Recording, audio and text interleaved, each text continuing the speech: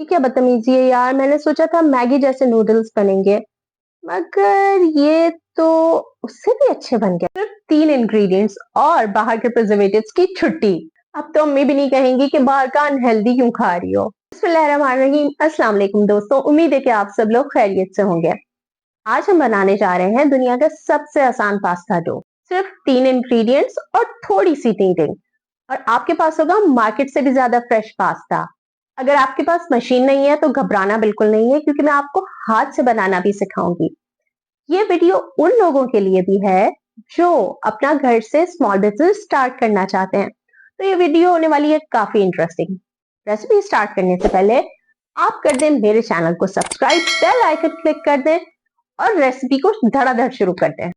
तो जैसा कि हमने पहले कहा कि इसके लिए हमें कुल चाहिए 3 इंग्रेडिएंट्स, और इसमें मैं डालूंगी आधा कप मैदा, और इसमें थोड़ा सा पिंच ऑफ सॉल्ट डाल दूंगी, 1 चुटकी, और इन सबको आपस में मिक्स कर दिया। और उसके बाद मैंने सेंटर का हिस्सा छोड़ के ना, यानी सेंटर में एक खाली जगह बना ली और सारा मैदे वाला मिक्सचर साइड पे कर लिया। इसमें डाल देना है 1 अदद अंडा और 1 टेबलस्पून ऑयल। फुली यहाँ तक आपको समझ आ गया होगा। यहाँ से आगे तक जो है इसका सारा मेथड ज्यादा है और इसमें चीजें कुल यही है, लेकिन आपने एंड तक देखना है ताकि आपको मेथड समझ आए। तो सबसे पहले हम फोक से ही इसको अंदर मिक्स करेंगे, और ताकि साइड वाला मैदा जो है ना वो नीचे जो लिक्विड है उसका पार्ट बनता जाए। तो हमने ये फोक की हेल्प से तब तक मिक्स करना है जब तक हमें लगे कि अब फोक से मिक्स करना मुश्किल हो गया है और अब हमें हाथ यूज करने पड़ेंगे। अब हाथ से हमने क्या करना है, मैं ये करती जा रही हूँ कि साइड से जितना भी मैदा है ना उसको जो ये मेरा पेड़ा बन रहा है ना उसका पार्ट बना रही हूँ, लाइक उसमें मिक्स करती जा रही हूँ आहिस्ता आहिस्ता, जब तक सारा मैदा जो है वो इस पेड़े का पार्ट बन जाएगा। और ये देखें काफी स्टिकी सा है। तो इस पॉइंट में मैं थोड़ा सा ऑयल हाथ में लूंगी और वो लेके हाथ पे अच्छी तरह मल के, और फिर मैंने इसको थोड़ा सा लगा लेना है ताकि ये चिपके नहीं। अब हम इसको गूंदना शुरू करेंगे, लेकिन साथ में हमने इसको खींचना भी है। ये खींचने वाला पार्ट बहुत जरूरी है। अब इसके बहुत सारे मेथड्स हैं। एक तो ये अंग्रेजी तरीका है जो मैं सामने दिखा रही हूँ कि आप खींचते जा रहे हैं और साथ में जो है वो गूंदते जा रहे हैं हाथ की मदद मदद से। दूसरा तरीका हमारा देसी वाला है, लेकिन इसमें सिर्फ गूंदेगा। मैदा खींचने से पहले मैं एक स्टेप दिखाना चाहती हूँ कि मैंने इसके अंदर हाथ से सुराख किया, लेकिन वो सुराख एज इट इज खड्डे की तरह रह जाएगा, और अब मुझे यही चीज ठीक करनी है।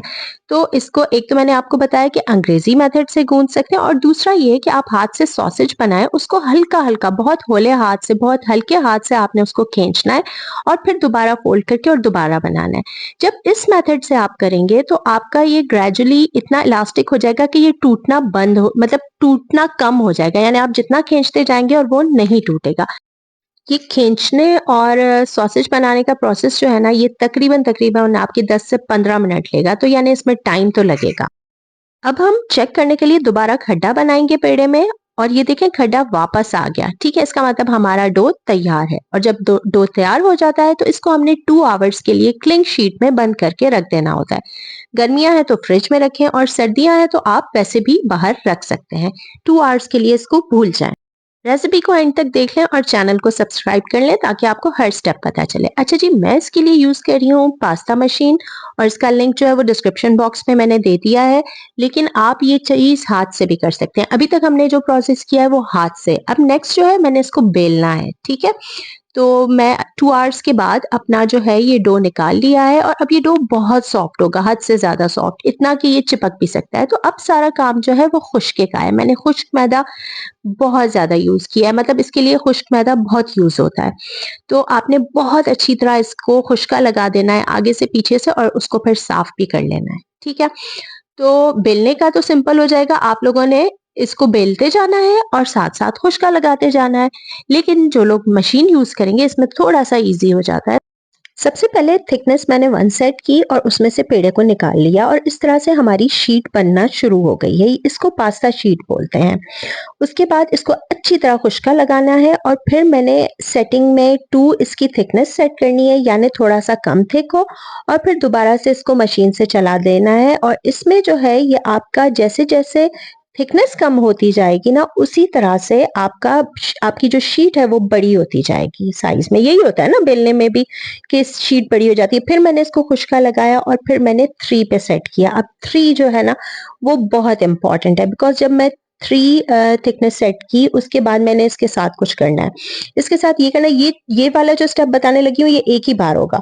तो इसमें मैंने शीट बिछा के और इसको फोल्ड्स देने हैं। जैसे आप वीडियो में आप गौर से देख लें कि मैंने किस तरह से फोल्ड्स दिए हैं। इसी तरह से आपने फोल्ड्स देने हैं इसको, और फिर हमने इसको दोबारा से 2 थिकनेस से स्टार्ट करना है, ठीक है? तो खुशका लगा हुआ है और कोई मैं ऑयल यूज नहीं कर रही, और इसको हमने फिर से 2 पे सेट किया और हमने शीट को दोबारा से निकाल लिया। 2 करने के बाद फिर वही प्रोसेस होगा। अब ये प्रोसेस तो आपको समझ आ गया ना कि आपने बार-बार बेलना है और बार-बार खुशका लगाना है। फिर मैंने दोबारा जो है वो इसको 3 पे सेट करके और निकाला। अब मुझे फोल्ड्स नहीं देने हैं। मैं इसको तकरीबन लास्ट जो मैं रखती हूँ ना थिकनेस, वो 6 होती है, बिकॉज़ मुझे उस पे नूडल्स बहुत परफेक्ट लगते हैं। उससे आप थिक भी कर सकते हो, थिन भी कर सकते हो, ये टोटली आपकी चॉइस है। लेकिन 6 मुझे परफेक्ट लगता है। तो ये देखें, ये इस तरह से मैं करती जा रही हूँ, और जो लोग बेल रहे हैं ना उनके लिए ये है कि आपने ये चेक करना है कि थोड़ा-सा ट्रांसपेरेंट सा, लाइक आपका हाथ नज़र आए, ठीक है? ये नहीं कि हाथ बहुत ज़्यादा नज़र आए, लेकिन इतना आपने बारीक करना है कि आपका हाथ हल्का-फुल्का नज़र आए। तो वो फिर आपके नूडल्स के लिए परफेक्ट होगा।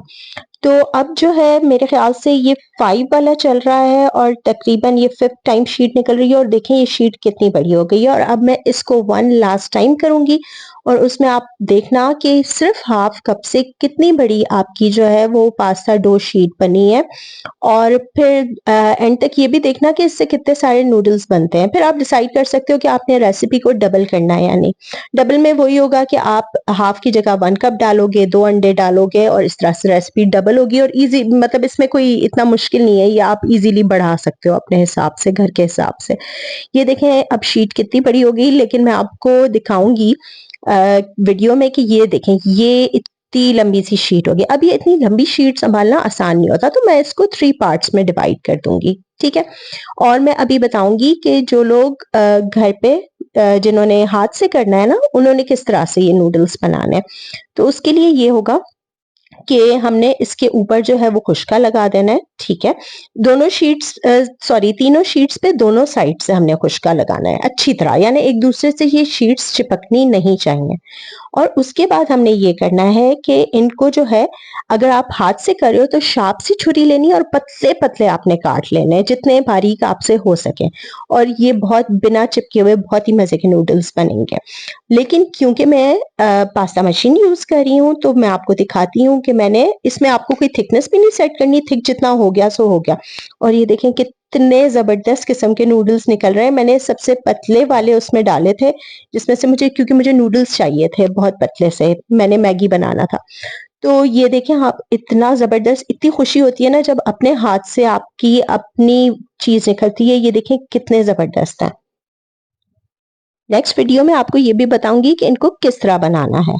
अगर आपको ये पास्ता डो बनाना आ गया तो आप बाजार से बेहतर नूडल्स घर पे बना लेंगे।